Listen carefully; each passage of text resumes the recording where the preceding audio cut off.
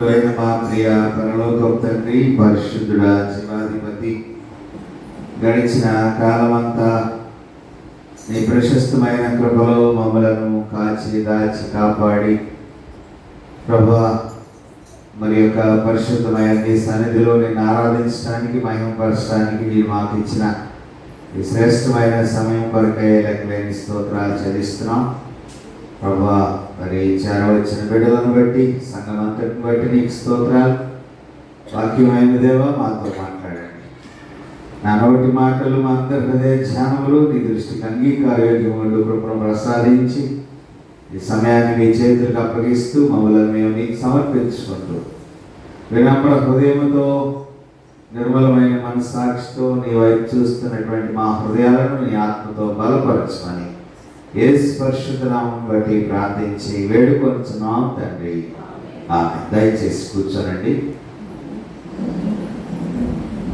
క్రీస్తునందు ప్రియమైన దేవుని బిడ్డలారా, ముందుగా దేవాది దేవునికి కోటాను కోట్ల వందనాలు, స్తోత్రాలు చెల్లిస్తూ చేరవచ్చిన సంఘమంతటికి ఉదయకాలపు శుభములు, వందనాలు తెలియపరుస్తున్నాను. దేవుని యొక్క చెంత కృపలో దేవుడు మనల్ని సజీవులుగా నిలిపి ఆయన్ని గణపరిచేటటువంటి స్థితిని మనందరికీ దేవుడు అనుగ్రహించేందుకు మనమందరము దేవునికి వందనస్తులమై ఉన్నాం. మానసిక, శారీరక సమస్యలు కలిగిన వారి సంరక్షణ, వైకల్యము, సంరక్షణ మరియు గౌరవము అనేటటువంటి ధ్యానాంశంను ఈ ఆదివారం మనకు ఏర్పాటు చేయడం జరిగింది. డిజైబిలిటీ care and honour. డిజైబిలిటీ care and honour, సంరక్షణ మరియు గౌరవము, వైకల్యము కలిగినటువంటి వారి ఎడల. 2వ సమూయేలు గ్రంథం 2వ అధ్యాయము 9వ అధ్యాయం 1 నుంచి 13 వచనాలు మొదటి పాఠముగా, అపోస్తల కార్యముల గ్రంథం 9వ అధ్యాయం 32 నుంచి 35 వరకు 2వ పాఠముగా, మార్కు సువార్త 3వ అధ్యాయం 1 నుంచి 6 వచనాలు సువార్త పాఠంగా, తిరిగి 146వ కీర్తన ఉత్తర ప్రక్షిత్రంగా మనము చదువుగా విన్నాం. ఈరోజు మరి శారీరక, మానసిక వికలాంగుల ఆదివారంగా ఈ ఆదివారంను నిర్వహిస్తూ మనము దేవుని స్తుతించడానికి దేవుడిచ్చిన ఈ శుభప్రదమైన సమయం కొరకై మనం అందరము లెక్కలేని వందనాలు ప్రభువుకు చెల్లించవలసినటువంటి వారమై ఉన్నాం. ప్రతి దేశంలో మరి ఈ మానసిక వైకల్యం కలిగినటువంటి వారు లేకపోలేదు. అంటే ఈ శారీరక అంగవైకల్యము ఒక్కొక్క దేశానికి ఒక్కొక్క రీతిగా వివరణ ఇవ్వబడుతూ ఉన్నట్లుగా మనము ఇక్కడ జ్ఞాపకం చేసుకోవాలి. ఎందుకనంటే ఈ వైకల్యం కలిగినటువంటి వారు మానసికమైనటువంటి పనులను తమకు తాము చేసుకోలేనటువంటి పరిస్థితి, ఒకరి మీద ఆధారపడేటటువంటి పరిణామాన్ని ఈ వైకల్యం కలిగినటువంటి వారు కలిగి ఉంటారు. అంటే జీవితాన్ని పూర్తి స్థాయిలో సంతోషంగా గడపలేనటువంటి స్థితిలో ఉన్నటువంటి వారి యొక్క పరిణామం. అంతేకాకుండా దీనిలో మనము గమనించగలిగినటువంటి కొన్ని విషయాలు, పుట్టుకతో అంగవైకల్యము కలిగినటువంటి వారు, వ్యాధుల ద్వారా వైకల్యము కలిగినటువంటి వారు, మరి యుద్ధాలు, ప్రమాదాలు, యాక్సిడెంట్స్ ద్వారా వైకల్యము కలిగినటువంటి వారు, ఇలాగా రకరకాలుగా మరి ఈ వైకల్యము కలిగినటువంటి వారిని మనము సమాజంలో లేక ప్రాంతాల్లో మనము గుర్తిస్తూ ఉంటాం. అయితే ఈ వైకల్యము కలిగినటువంటి వారి యొక్క పరిస్థితిని మనము గమనించగలిగినట్లయితే మరి సాధారణంగా ఆరోగ్యవంతంగా ఉన్నటువంటి వారు కూడా వృద్ధాప్యం వచ్చేసరికి మరి కొన్ని అవయవాలు సరిగా పనిచేయక వారు కూడా వైకల్యం కలిగినటువంటి వారిగా మారిపోతారు. అంటే సహజంగా వైకల్యం లేకపోయినప్పటికీ వృద్ధాప్యం ద్వారా వారి అవయవాలు సరిగా పనిచేయక మరి వారు వైకల్యం కలిగిన వారిగా మారిపోతారు. మరి మనం గమనించగలిగినట్లయితే మన భారతదేశంలో లేక ప్రపంచంలో అంధులకు సేవలు చేసినటువంటి ఒక మహనీయుడు హెలెన్ కెల్లర్ తన యొక్క 19వ ఏట తనకి జ్వరం వచ్చి తను కంటి చూపును కోల్పోయినప్పుడు ఆ కంటి చూపు కోల్పోయినటువంటి వారి కొరకు అంధుల లిపిని, బ్రైలీ లిపిని తయారు చేసినటువంటి మహామనిషిగా మనము ఆయనను జ్ఞాపకం చేసుకోవచ్చు. అంటే అవయవాల్లో కన్ను చాలా ప్రధానమైనది. మరి అవయవాల్లో కన్ను చాలా ప్రధానమైనది. సర్వేంద్రియానం నయనం ప్రధానం అనేటటువంటి ఒక నానుడి మనందరికీ తెలుసు. అవయవాలన్నిటిలో కన్ను చాలా ప్రాధాన్యత కలిగి ఉంది. ఎందుకంటే కంటి చూపు లేకపోతే లోకంలో ఏం జరుగుతుందో ఎవరికి తెలియనటువంటి ఒక పరిణామం. కాబట్టి మరి ఈ కంటి చూపును కోల్పోయినటువంటి హెలెన్ కెల్లర్ అనేటటువంటి వారు పట్టుదలతో మరి లోకమంతటికి ఈ బ్రైలీ లిపిని తయారు చేయడం అనేటటువంటిది దేవుడిచ్చినటువంటి గొప్ప భాగ్యం. మరి నాట్య కళాకారిణిగా పేరు పొందినటువంటి టీవీ యాక్ట్రెస్ లేకపోతే సినిమా యాక్టర్ సుధా చంద్రన్ తన యొక్క కుటుంబ గొడవల్లో తగాదాలలో తన కాళ్ళను కోల్పోయినప్పుడు ఆమె యొక్క ప్రఖ్యాత డాన్సర్గా ఉన్నటువంటి ఒక స్త్రీ సుధా చంద్రన్, మీరు పేరు వినే ఉంటారు. ఈమె తన కాలు కోల్పోయి కృత్రిమ కాలుతో నాట్యం చేయగలిగేటటువంటి ఒక ప్రాధాన్యతను ఈమె సంపాదించుకుంది. కృత్రిమ కాలుతోనే కాలు మరి లేనటువంటి స్త్రీగా కాకుండా కాలు ఉన్నటువంటి స్త్రీగానే తాను భరతనాట్యాన్ని వేయగలిగేటటువంటి నాట్య కళాకారిణిగా పేరు తెచ్చుకుంది. అలాగే మనం చూస్తే మరి నాడు అనేక మంది అంధ కళాకారులు సమాజంలో వారు చక్కని స్వరాలతో పాటలు పాడుతూ ఉంటారు, బెగ్గింగ్ చేస్తూ ఉంటారు, అడుక్కుంటూ ఉంటారు. ఇంకా మనము గమనించగలిగినట్లయితే చక్కని స్వరాలతో మరి దేవుని మహింపరిచేటటువంటి పాటలు పాడేటటువంటి క్రైస్తవ మరి సింగర్స్ కూడా మనం ఆయా ప్రాంతాల్లో చూస్తాం. ఆదికాండం 1వ అధ్యాయం 31వ వచనం ప్రకారంగా మనం చూస్తే సృష్టిలో దేవుడు అన్ని మంచివిగా సృజించాడు. అన్నీ మంచిగా సృజించాడు, ఏవి చెడ్డవి లేవు. చెడ్డ ఉన్నామంటారా? చెప్పండి, చెడ్డ ఉన్నవా? దేవుని సృష్టిలో ఏవి చెడ్డవి లేవు, ఉపయోగకరమైనవి, మంచివి. మరి మానవుని తన స్వరూపంలో లోపము లేని వారిగా దేవుడు సృజించాడు. అంటే మరి ఈ వైకల్యానికి కారణం ఏమిటి అని మనం ఒకసారి పరిశీలన చేస్తూ ఉన్నట్లయితే మొట్టమొదటి వరుసలో వచ్చేటటువంటిది ఏమిటంటే ఈ వైకల్యానికి ప్రథమమైనటువంటి మెట్టు పాపము. వైకల్యానికి ప్రథమమైనటువంటిది పాపం. పాపం ద్వారా మనిషి జీవితంలో ఈ వైకల్యము ద్వారా మరి అనేక రకాలైనటువంటి శాపకరమైన పరిస్థితులు మానవ జీవితంలో నడిపించబడటం అనేటటువంటిది గమనార్హమై ఉన్నటువంటిది. రెండవదిగా మనం చూస్తే మానవ తప్పిదాల్లో మొదటి వరుసలో వచ్చేటటువంటిది ఏమిటంటే ఆరోగ్యం పట్ల ఒక నిర్లక్ష్య వైఖరి. కొంతమందికి మరి పుట్టుకతో వైకల్యం రాదు, కానీ ఈ అనారోగ్యం కలిగినప్పుడు తద్వారా కలిగేటటువంటి మరి పరిస్థితులు, ఉదాహరణకి మనం జ్ఞాపకం చేసుకుంటే పెరాలసిస్, స్ట్రోక్ అంటారు,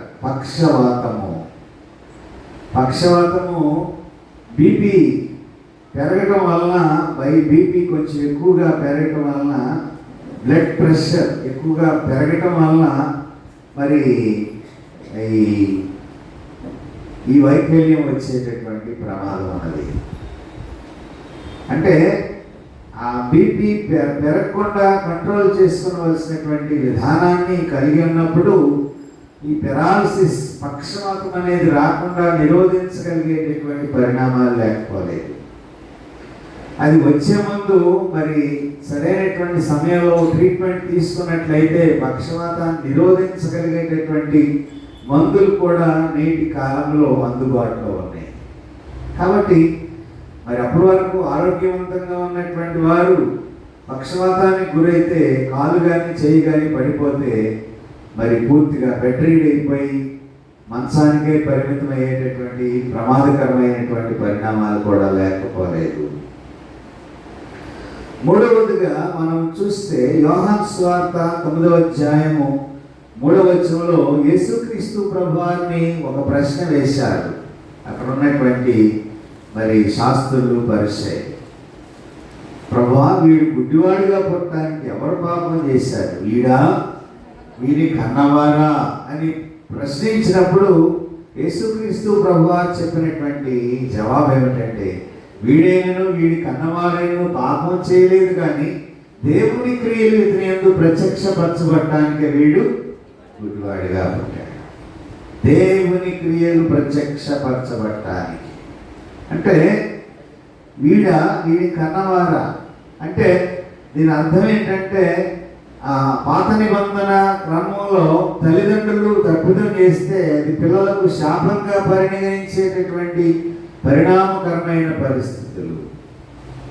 అందుకని ఇక్కడ వీడు ప్రశ్నిస్తున్నాడు, వీడు గుడ్డివాడిగా పుట్టడానికి ఎవరు పాపం చేశారు, ఎవరు పాపం చేస్తే వీడు గుడ్డివాడిగా పుట్టాడు.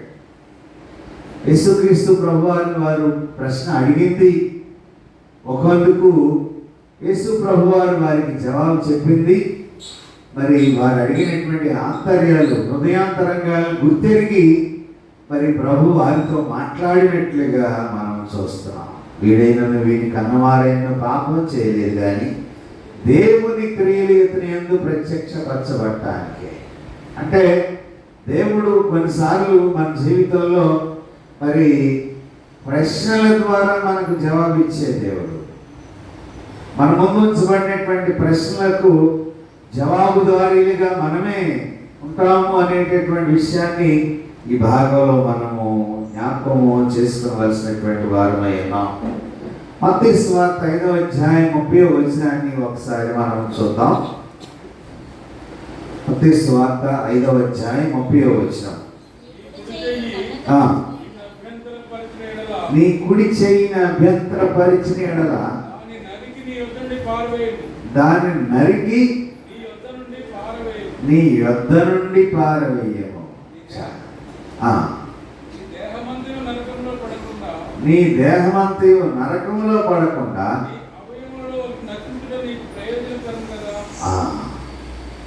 గమనించండి ప్రియమైన దేవుని బిడ్డలారా, అభ్యంతరకరమైనటువంటి అవయవాలు, అభ్యంతరకరమైన అవయవాలు మానవ జీవితంలో అభ్యంతరం కలిగించేటటువంటి ప్రధానమైన అవయవము కన్ను. ఈ కంటి ద్వారా చూచి మనం ప్రేరేపించబడి పాపములకు దాసులమయ్యేటటువంటి ప్రమాదకరమైన పరిణామం లేకపోలేదు. మనము కనలేని కనులేనయ్యా, వినలేని చెవులేలనయ్యా, నిన్ను చూడ మనసాయనయ్యా. ఆ మాటలలో ఒక వచనం ఉంటుంది, అభ్యంతరపరిచేటి కన్ను నీవు కలిగి ఉండుట కంటే ఆ కన్నే లేకుండుట మేలు అని ఆ భక్తుడు ఒక వచనంలో ఆ పాటలో ఒక వచనం రాస్తాడు. అంటే కన్ను ప్రధానమైనటువంటిది, సెంటర్ ఆఫ్ ద గ్రావిటీ మనిషి జీవితంలో. ఈ కన్ను అభ్యంతరకరంగా మారితే మన యొక్క జీవితంలో పాపానికి దాసులమయ్యేటటువంటి ప్రమాదము మన జీవితంలో లేకపోలేదు. కాబట్టి మరి అవయవాలతో మనము నరకానికి వెళ్ళేటటువంటి పరిశ్రమం కలిగి ఉండటం కంటే అవయవాలు లేక ఉండటం వల్ల కూడా మనం పరలోకానికి వెళ్ళేటటువంటి పరిస్థితిని ప్రభు మనకు కలుగు చేస్తూ ఉన్నాడు అనేటటువంటి పరిణామాన్ని చూస్తున్నాం. యోహాను సువార్త 9వ అధ్యాయం 41వ వచనాన్ని కూడా ఒకసారి చూద్దాం. యోహాను సువార్త 9:41. అందుకు యేసు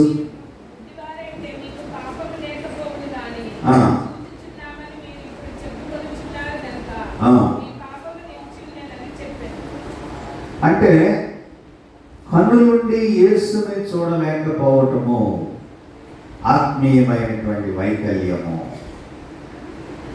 కన్నులుండి యేసుని చూడలేనటువంటి వైకల్యం అంటే దేవుని కొరకు మాట్లాడకపోవటము, దేవుని కొరకు పాడలేకపోవటము, దేవుని సన్నిధికి నడవలేకపోవటము, దేవుని సన్నిధిలో స్తుతించలేకపోవటము, దేవుని సరిగా ఆరాధించకపోవటం కూడా ఒక వైకల్యమే. దేవుడు మనకిచ్చిన అవయవాలతో మనం ఏం చేయాలి? యేసుని స్తుతించాలి, యేసుని చూడగలిగే మనస్సు కలిగి ఉండాలి, దేవుని ఆరాధించేటటువంటి కాళ్ళు కలిగి ఉండాలి, దేవుని ఆరాధించడానికి రాగలిగే మనస్సు కలిగి ఉండాలి, పాదాలు కలిగి ఉండాలి. దేవుని మరి చూడటానికి నీ మనస్సులో తపన కలిగి ఉండాలి. ఇలా కలిగి ఉండకపోవటం కూడా వైకల్యమే. ఇలా కలిగి ఉండకపోవటం కూడా మనలో ఉన్నటువంటి వైకల్యమే. అంటే ఒకవైపు మనం ఏం గమనిస్తున్నామనంటే అవయవాలు లేకపోవడం అనేటటువంటి స్థితిని గమనిస్తున్నాం. కానీ అవయవాలు ఉండి కూడా దేవుడి సన్నిధికి రాలేనటువంటి పరిస్థితులు మన జీవితంలో ఆయా సమయాల్లో మనం కలిగి ఉంటున్నాం.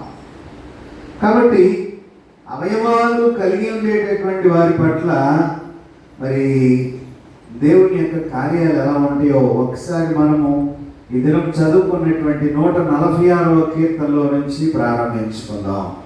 146వ కీర్తనలో మరి మనం 3వ వచనంలో చూస్తే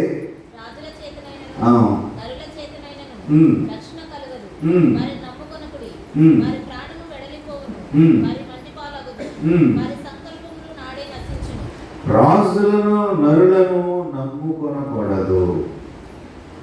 ఎవరు నమ్ముకోవాలంటే దేవుని నమ్ముకొని ఆయన యందు ఆశ పెట్టుకుని వారు ధన్యులు. అంటే ఆయన సృష్టికర్తగా, ఆయన మాట తప్పని వాడుగా, ఆయన మహిమోన్నతుడిగా. ఇంకా మనం కొంచెం గమనించగలిగినట్లయితే 103వ కీర్తనలో 6వ వచనంలో మనం చూస్తూ ఉన్నాము. 103వ కీర్తనలో 6వ వచనంలో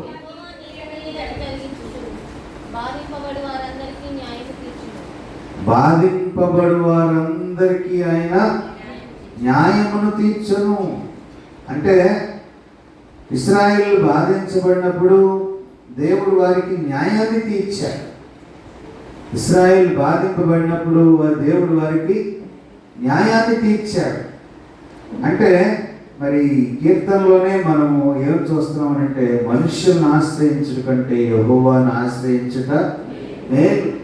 అంటే మనము సహజంగా లోకంలో మనకి ఏదైనా అవసరమైనప్పుడు మనము సహజంగా మనుషులను ఆశ్రయిస్తాం. అది డబ్బే కావచ్చు, మరి రకరకాలైనటువంటి పనులే కావచ్చు. మరి ఇక్కడ మనము ఈ కీర్తనకారుడు దేని గురించి మరి ఇక్కడ జ్ఞాపకం చేస్తా ఉన్నాడంటే తన జీవితకాలం అంతయు దేవుని స్తుతిస్తా ఉన్నాడు. ఎందుకు స్తుతిస్తారనంటే దేవుణ్ణి ఆశ్రయించేటటువంటి వారు ధన్యులుగా జ్ఞాపకం చేయబడతారు. స్తుతిలో మన సమస్యలు, ఆందోళన విడిచి దేవుని పైన మన మనస్సును కేంద్రీకరించాలి.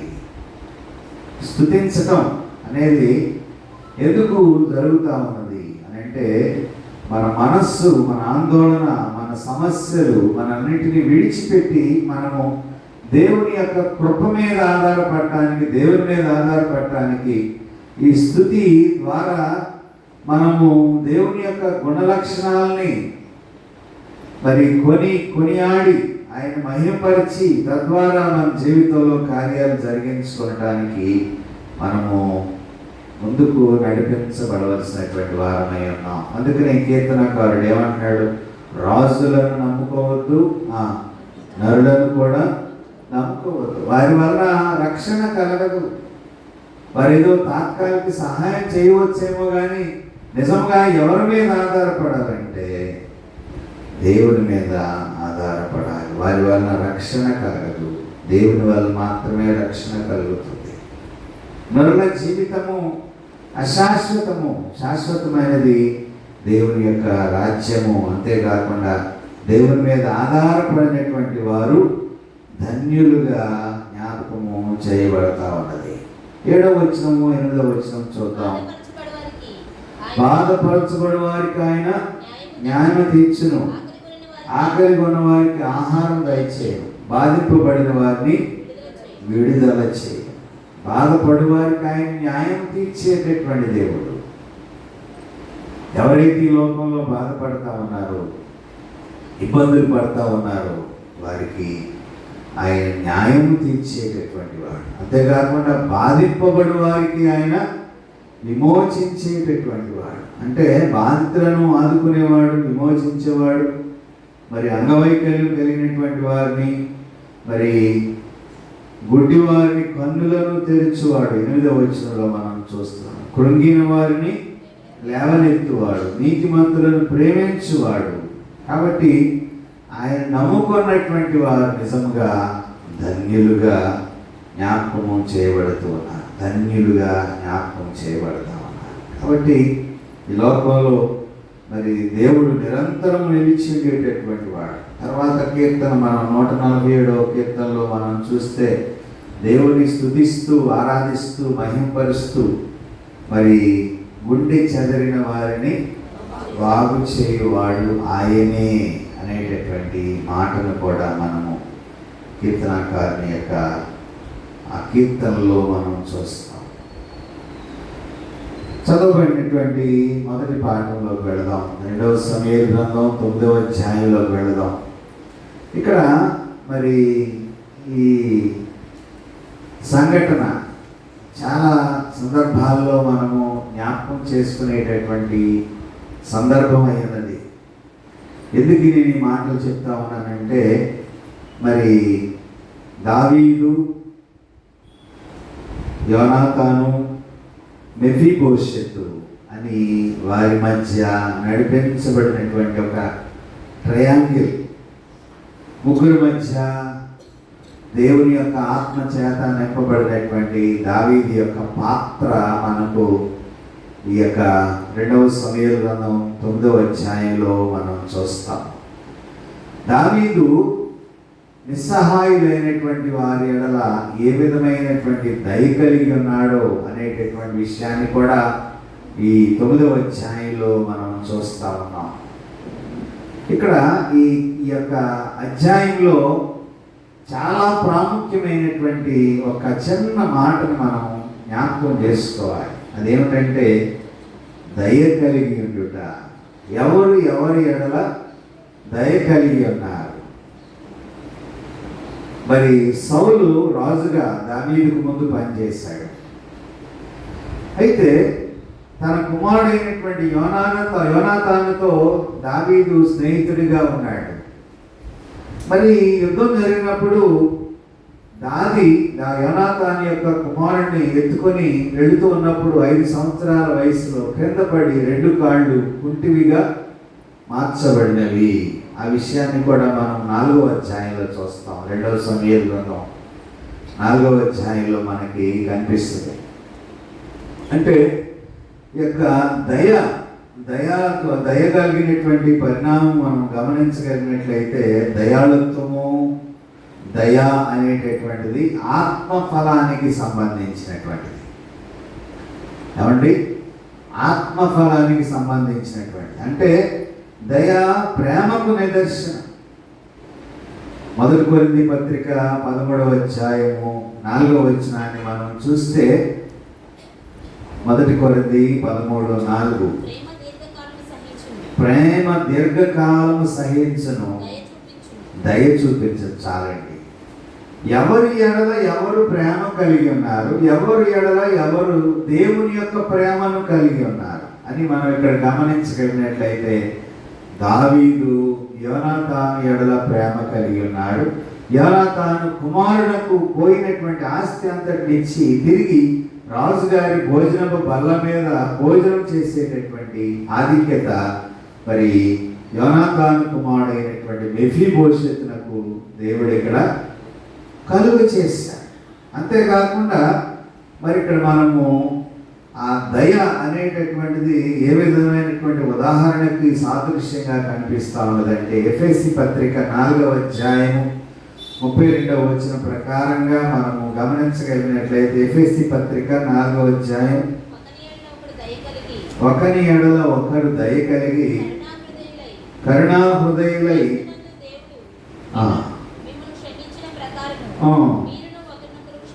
క్షమాపణ గుణము. ఇప్పుడు ఇక్కడ ఎవరు ఎవరిని క్షమించారు, ఎవరు ఎవరిని ప్రేమించారు?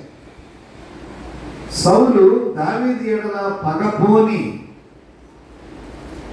మరి దావీదుని ఏం చేయాలనుకున్నాడు సౌలు? చెప్పండి, అందరూ తెలిసిందే, ఇది కొత్తదే కాదు. చంపాలనుకున్నాడు. మరి చంపాలనుకున్నప్పుడు దేవుడు దావీదుని తప్పించాడు. అయితే ఆ కక్ష ఏ విధంగా తీర్చుకోవాలి? దావీదు తన పిల్లల మీద తీర్చుకోవాలి, లేకపోతే వంశం మీద తీర్చుకోవాలి, మరలా తిరిగి వారిని దగ్గరకు రానియకుండా చేయాలి. కానీ దేవుని ప్రేమను కలిగి ఉన్నటువంటి దావీదు మనస్సును ఇక్కడ చూస్తున్నాం. క్షమాపణ కలిగి ఉన్నటువంటి మనస్సును మనం కలిగి చూస్తున్నాం. కరుణ, జాలి, దయ, ప్రేమ, దేవుని యొక్క మనస్సు కలిగి ఉన్నటువంటి ప్రేమను మనం చూస్తున్నాం. కాబట్టి దావీదు మరి యోనాతాను కుమారుడైనటువంటి మెఫీబోషెతునకు ఒక ఆధిక్యతను ఇచ్చినటువంటి పరిస్థితిని ఇక్కడ మనం చూస్తూ ఉన్నాం.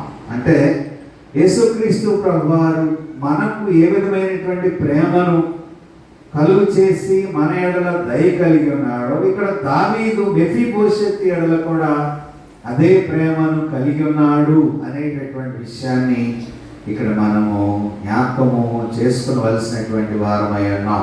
ఎందుకనంటే దావీదు అతన్ని ఏ విధంగా చూస్తూ ఉన్నాడు అనంటే, అతని సొంత కుమారుడుగా మెఫీబోషెతును ప్రేమించాడు. మొదటి సమూయేలు గ్రంథం 20వ అధ్యాయం 12 నుంచి 16 వచనం వరకు మనం చూస్తే, యోనాతాను బట్టి దావీదు చేసిన నిబంధనను బట్టి దావీదు ఈ పనిని జరిగించాడు. దేవుని స్తోత్రం, హల్లెలూయా. కాబట్టి దావీదు మాట నిలుపుకున్నాడు. మెఫీబోషెతు భయపడవలసినటువంటి పని లేదు. కానీ మెఫీబోషెతునకు ఒక గొప్ప ధైర్యాన్ని దావీదు ద్వారా దేవుడు అనుగ్రహించి, మరి అతను అన్ని పరిస్థితులలో రాజుతో సహా భోజనం చేయగలిగేటటువంటి రీతిగా ఆధిక్యతను మెఫీబోషెతునకు దావీదు ద్వారా దేవుడు కలుగు చేశాడు. ఇక్కడ మనము గమనించవలసినటువంటి ఒక ప్రాముఖ్యమైన విషయం ఏమిటంటే, యేసుక్రీస్తు ప్రభువు వారు పరిచర్య చేసినప్పుడు అందరి ఎడల ఏ విధమైనటువంటి జాలి, దయ, ప్రేమ, కరుణ, కటాక్షములు కలిగి ఉన్నాడో అదే ప్రేమను కూడా ఇక్కడ దావీదు కలిగి ఉన్నట్లుగా మనము జ్ఞాపకము చేసుకోవలసినటువంటి వారమై ఉన్నాం. ఎందుకనంటే యోనాతాను దావీదు ప్రాణ స్నేహితులు. కానీ యోనాతాను ద్వారా మరి అనేక విషయాలు, అపాయకరమైన విషయాల్లో మరి యోనాతాను దావీదుకు తెలియచేసినప్పుడు తన మరణం నుంచి దావీదు తప్పించబడ్డాడు. ఇక్కడ మరి ఆ కృతజ్ఞతను తన కుమారుడైనటువంటి మెఫీబోషెతు ఎడల చూపిస్తూ, మరి అంగవైకల్యం కలిగి ఉన్నప్పటికీ అది ఏ విధమైనటువంటి అడ్డంకు కాకుండా రాజుగారితో సహా భోజనం చేయగలిగేటటువంటి ఆధిక్యతను మెఫీబోషెతు పొంది ఉన్నట్లుగా ఉదయకాల సమయంలో మనము జ్ఞాపకము చేసుకునవలసినటువంటి వారమై ఉన్నాం. మార్క్స్ వార్తలో మనము చదువుకున్నటువంటి 3వ అధ్యాయంలో మరి మనము గమనించగలిగినట్లయితే 1 నుంచి 6 వచనాల భాగంలో అవసరతలలో ఉన్న వారిని ఆదుకోవటం అనేటటువంటిది దేవుని సంతోషపెట్టేటటువంటి విధానం అని మనం ఇక్కడ జ్ఞాపకము చేసుకోవలసినటువంటి వారమై ఉన్నాం. ఆనాటి మతాధికారులు అవసరతలో ఉన్నటువంటి వారికి సహాయం చేయడం కన్నా మరి చేయకూడదు అనేటటువంటి ఒక నియమాన్ని వారు కలిగి ఉన్నారు. ఇక్కడ యేసుక్రీస్తు ప్రభువారు విశ్రాంతి దినాన ఓచ చేయి గలవాన్ని బాగు చేశారు. ఓచ చేయి అంటే ఏమిటండి? చెయ్యి మామూలుగా ఉండదు, ఒక కర్రలాగా ఉంటుంది. దాన్ని ఓచ చేయి అంటారు. అయితే ఈ ఓచ చేయి గలవారిని విశ్రాంతి దినాన్ని బాగు చేశారని ఈ శాస్త్రులు పరిచయాలు తప్పుపట్టారు.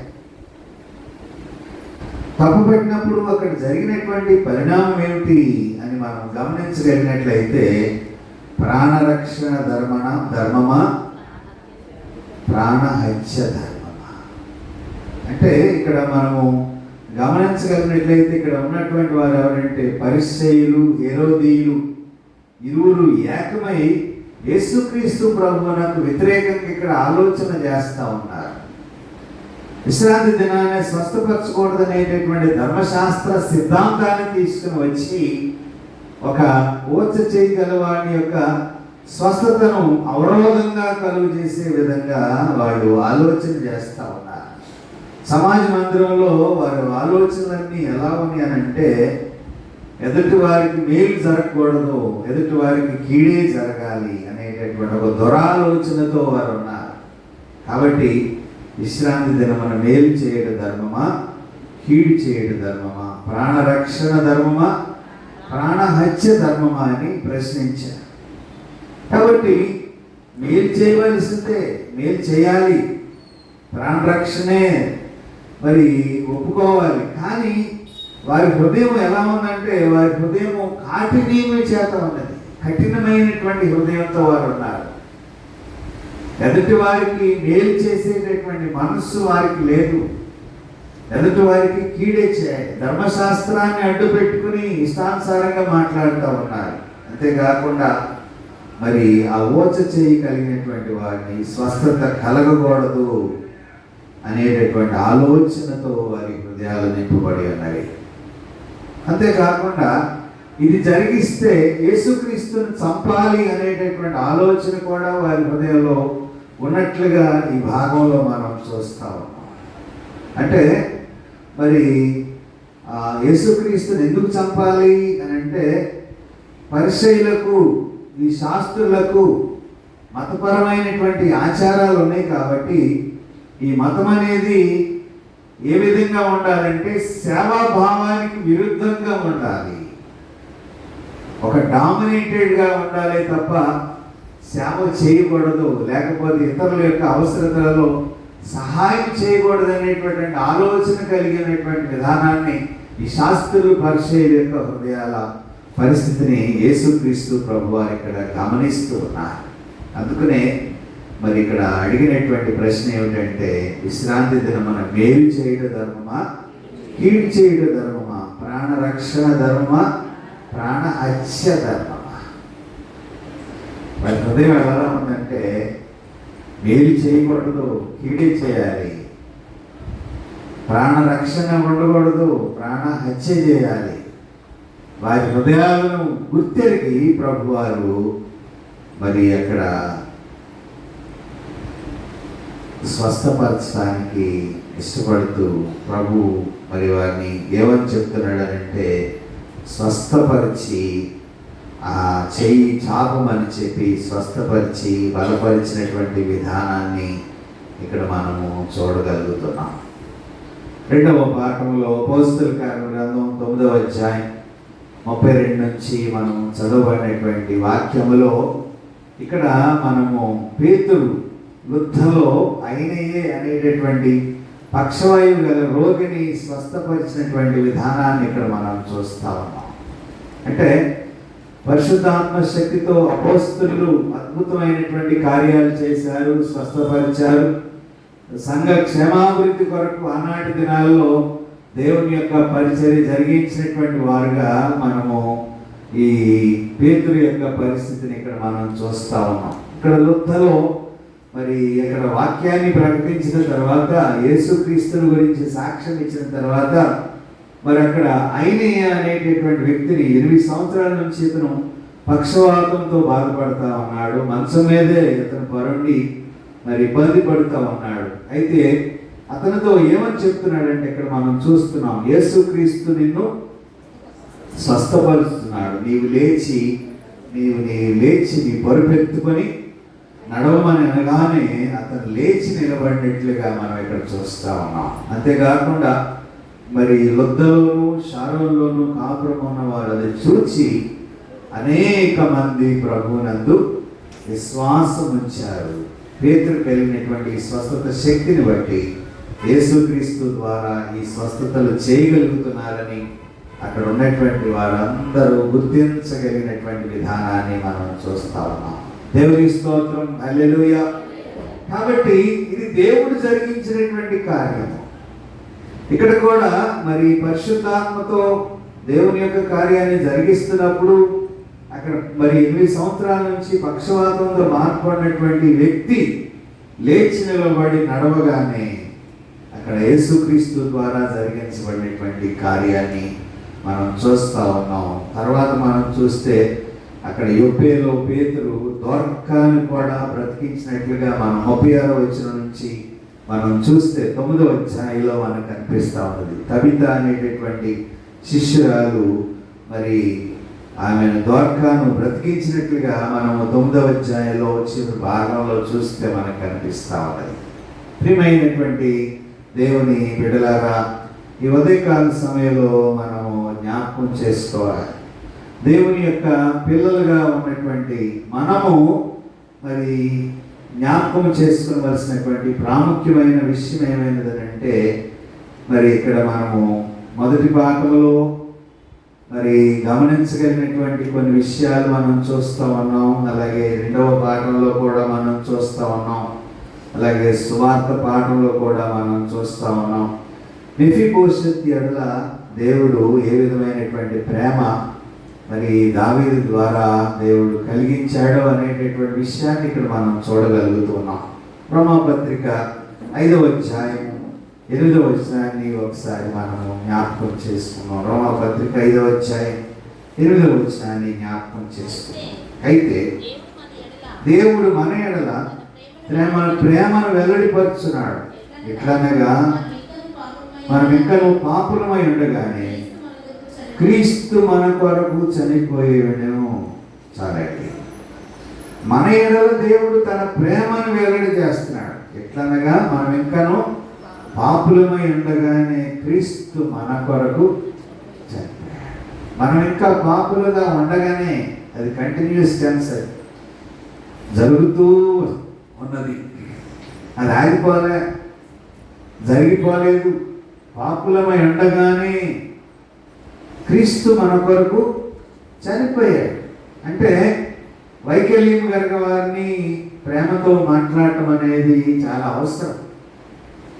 క్రీస్తుని ఎరిగినటువంటి వారు మనము ఈ వైకల్యంతో ఉన్నటువంటి వారిని మరి వారిని కొంచెం చేదరించుకోవటం కానీ అసహ్యంగా మాట్లాడటం కానీ చేయకూడదు. బౌద్ధ భిక్షువుల గురించి మీకు గతంలో చెప్పాను, మళ్ళా నేను రిపీట్ చేస్తాను. ఒక బౌద్ధ భిక్షకుడు, భిక్షకులు వారి పేరే బౌద్ధ భిక్షకులు. వాళ్ళు ఏం చేస్తారంటే కొన్ని ఇళ్ళు తిరిగి భవతి భిక్షాందేహి అని వారు ఆహారాన్ని అడుక్కుంటారు. ఈ ఆహారాన్ని అడుక్కున్నప్పుడు ఒక ఇంటికి వచ్చి రాగానే ఆ ఇంటి యజమానుడు బయట కూర్చొని అతన్ని తిడతా ఉన్నాడట. చాలాసేపు తిట్టాడట. తిట్టినంతసేపు ఏమి మాట్లాడకుండా మౌనంగానే నిలబడి ఉన్నాడు. మళ్ళా భవతి భిక్షాందేహి అని మళ్ళీ 2 సార్లు అలిశాడట. నేను ఇంత తిడుతున్నాను కదా, నీకు సిగ్గు లేదా అంటే అప్పుడు ఆయన ఒక మాట చెప్పాడట, నువ్వు ఏదైనా నాకు ఇస్తే అది ఎవరిది అని అడిగాడట. నువ్వు ఏదైనా నాకు దానం చేస్తే అది ఎవరిది? నీ దగ్గర ఉన్నంత వరకు అది నీది, నా దగ్గర ఉన్నంత వరకు అది నాది.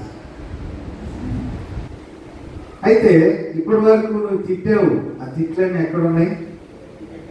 నీ దగ్గరే ఉన్నాయి. నా దగ్గరికి రాలా. నా దగ్గరికి రావాలంటే నీది ఏదైనా నేను తీసుకోవాలి. బౌద్ధులు అంటే వారిలో ఉన్నటువంటి ఓపిక, వారిలో ఉన్నటువంటి సహనము వ్యక్తపరిచేటటువంటి ఒక వృత్తాంతం ఇది. అతను కొంచెం అప్పుడు దాకా తిట్టినటువంటి ఆ యజమాని సిగ్గుపడ్డాడు. ఎందుకనంటే ఇతను చెప్పినటువంటి జవాబుకు అతను సిగ్గుపడ్డాడు. అంటే మరి అడుక్కునేటటువంటి వారి జీవితంలో దేవుడిచ్చేటటువంటి కొన్ని రకాలైనటువంటి పరిస్థితులు ఈ లోకంలో మరి వేదాంత పరంగా మరి చెప్పేటటువంటి విషయాలు ఏమిటంటే, వేదాంత పరంగా జ్ఞాపకం చేసుకున్నప్పుడు మనం ఎవరైనా దగ్గర ఏదైనా సహాయం చేయమని లేకపోతే డబ్బులు ఇవ్వమని అడిగితే మనం ఏమంటాం? మనం ముందుగా ఉపయోగించే పదం ఒకటి ఉంటుంది, చేంజ్ లేదండి అంటాం, చిల్లర లేదండి అని అంటాం. అంటే వారు దేనికి సరిపడినటువంటి వారు? బెగ్గర్స్ అనేటటువంటి వారు చిల్లరికి సంబంధించిన వారుగానే గుర్తిస్తాం మనం. కానీ శృంగార దేవాలయం దగ్గర యేసు ప్రభు వారి శిష్యులు మరి అక్కడ వైకల్యం కలిగినటువంటి వారితో ఏమని మాట్లాడారు? వెండి బంగారం నా ఎంత లేవు, కానీ నజరేయుడైన యేసు నామమున లేవమని చెప్పగానే అతను దిగ్గున. అంటే అతని ఐడెంటిటీని ఇక్కడ మరి నేను గుర్తు చేయడానికి ఇష్టపడుతున్నా. అతని ఐడెంటిటీ మనం ఏమంటాం? చేంజ్ లేదని అంటాం. చేంజ్ లేదు బాబు అంటాం. అంటే చిల్లరకే పరిమితమైనటువంటి వారు విలువ లేనటువంటి వారు. మరి వారు ఏ విధంగా విలువ కలిగిన వారు దేవుడు నిరూపిస్తున్నాడు మనం ఇక్కడ గుర్తించాలి. విలువ లేని పాత్ర నేను,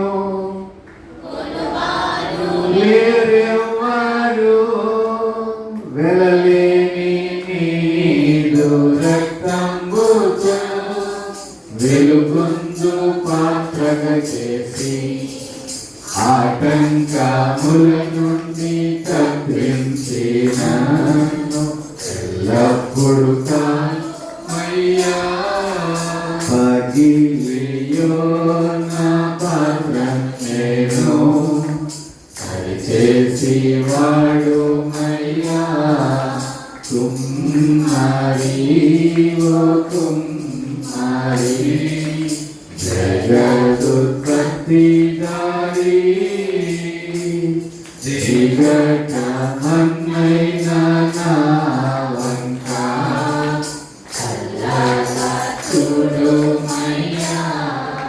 మాటలో ఈ వచనంలో భక్తుడు ఒక చాలా భావాన్ని తెలియపరుస్తున్నాడు.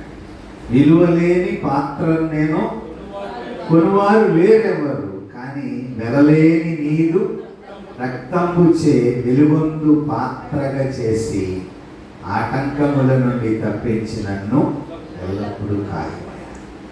అంటే మనమందరం విలువైనటువంటి పాత్రలం కాదు, మనమందరము విలువలేని పాత్రలము. అయితే ఆయన శిలువ రక్తము ద్వారా కొనబడినటువంటి మనమంతా వెలుగొందు పాత్రలుగా చేశాడు ఆయన.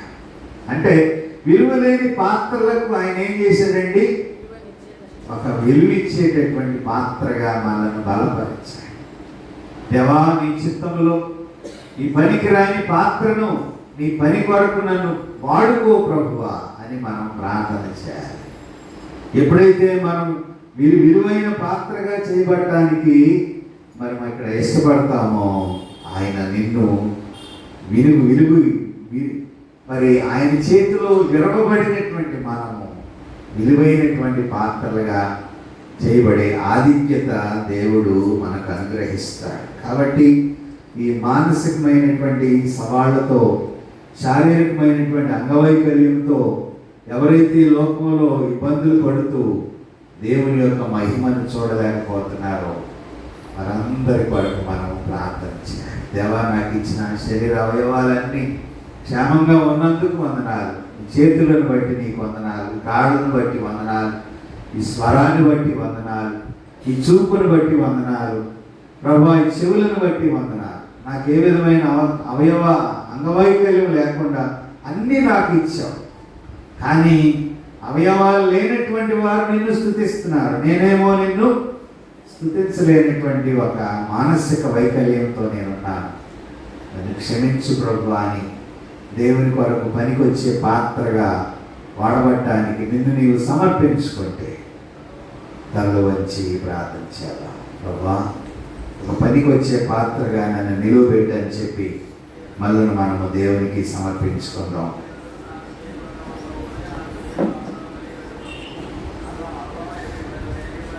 ఈ సమయంలో అట్టి పాత్రగా నింపబట్టడానికి నీవు నన్ను నేను క్రమపరచుకోవడానికి ఇష్టపడుతున్నావా? కళ్ళు ఇచ్చాడు దేవుడు, కాళ్ళు ఇచ్చాడు దేవుడు, చేతులు ఇచ్చాడు, చెవులు ఇచ్చాడు, నోరు ఇచ్చాడు. ఈ అవయవాలన్నిటి ద్వారా నీకు మహిమకరంగా నేను ఒక చిన్న పాత్రగా నన్ను బలపరచు ప్రభు అని ఎప్పుడైనా దేవుడు మనం అడుగుతున్నామా? మెఫీబోషెతు తన యొక్క దాన్ని తను ఎత్తుకొని వెళుతున్నప్పుడు కింద పడి 2 కాళ్ళు విరిగినాయి. యుద్ధం జరుగుతుంది. నిషేధించబడిన వాడుగా తన తాత ఆస్తి అంతటినీ తీసుకుని వచ్చి తను విప్పించి రాజుగారి భోజనం బలం మీద తెలియదు తను భోజనం చేయగలిగే ఆధిక్యతను మెఫీబోషెతునకు దావీదు ఇచ్చాడు. నీవు నేను కూడా ఇటువంటి పాత్రలుగా ఉన్నటువంటి పనికిరాని పాత్రలుగా ఉన్నటువంటి మన జీవితాలను దేవుడు పనికొచ్చే పాత్రలుగా బలపరుస్తున్నాడని ఉదయకాల సమయంలో మనం గుర్తించగలిగినట్లయితే మనం ప్రార్థన చేద్దాం. ఈ సమయంలో ఎవరైనా ప్రేరేపణ కలిగినటువంటి వారు ప్రార్థన చేయండి.